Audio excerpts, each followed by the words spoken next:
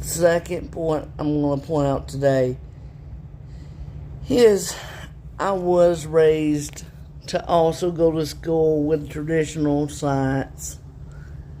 I heard traditional science. It counteracted a lot of things I had learned in church. And I will say this, I will not give up on my church-based beliefs. And yes, retelling the creation story and starting with Genesis 1 is always going to be complicated because I'm reading it as a text of the Bible. I'm reading it as a fact. The way I grew up, I am reading it to tell it as a Bible story.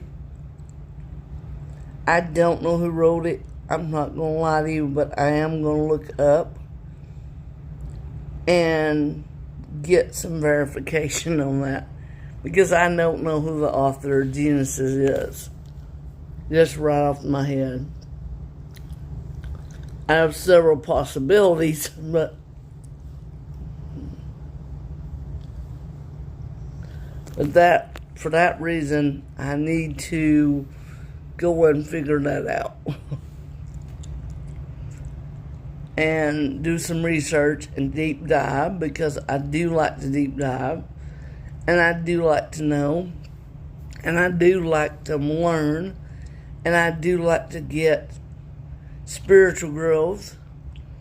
When teaching you guys, I like to know things because I want to be a whole person who shares with y'all and makes good videos, content that is both good for the Christian and for the people who might not be Christian who listen.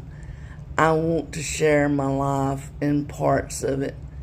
There's parts of it I do, like going to the Aquarium, Mississippi, that have nothing to do with religion.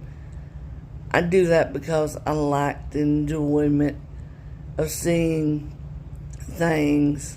And every time I go back somewhere, I see it from a different perspective.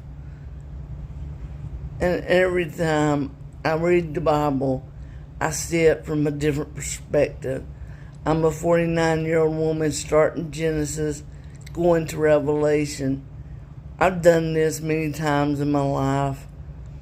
But to me, teaching this is important because a lot of you don't know the first part of the Bible.